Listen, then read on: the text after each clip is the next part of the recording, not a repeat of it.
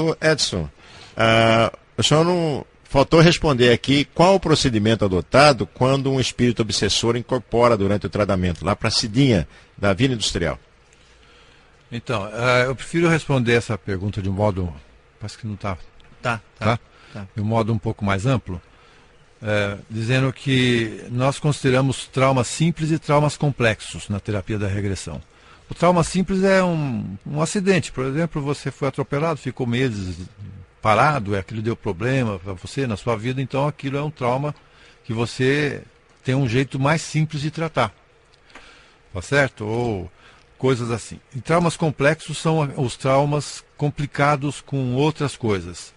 A chamado obsessor e o pseudo-obsessor, como era chamado antes, o pseudo-obsessor seria eu mesmo em vida passada, entrando na minha vida de hoje, agindo como se fosse um obsessor estranho, mas é a obsessão por mim, por eu mesmo, mas de uma vida passada. Isso era chamado de pseudo-obsessor, e hoje nós preferimos chamar de personalidade subconsciente, que sou eu mesmo. Só um minutinho, doutor.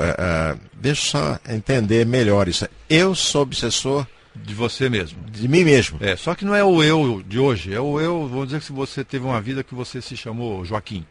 Sim. E o Joaquim teve uma morte chamada morte incompleta, que a gente chama.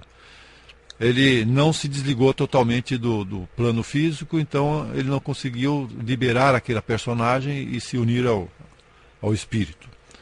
Aquela pessoa está lá ainda, morrendo ainda até hoje, ou está lá vivenciando um lugar, mas como eu estou aqui, ele está no meu subconsciente. Então, de vez em quando eu tenho uma ação ou uma reação parecida com algo que ele passou. Sabe? Ou um medo, um pânico qualquer que é dele, não é meu. Parece como se fosse assim, uma osmose, então, quer dizer... Então é igual um obsessor desse que incorpora em centro espírita, a mesma coisa. Só que isso é minha personalidade do passado mesmo.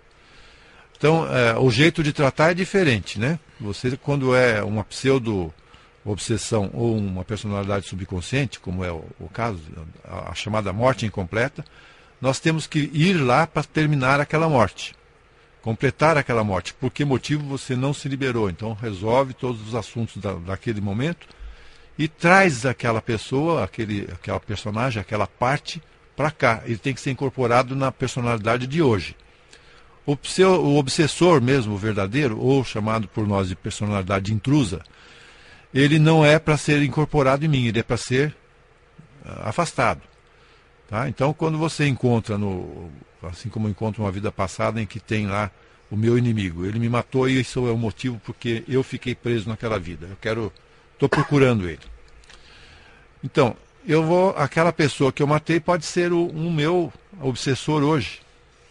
Então nós vamos fazer um diálogo interior entre os dois, fazer tipo de um psicodrama interno, para eles conversarem e chegarem a uma conclusão de vamos resolver isso, né? Chega de perseguição.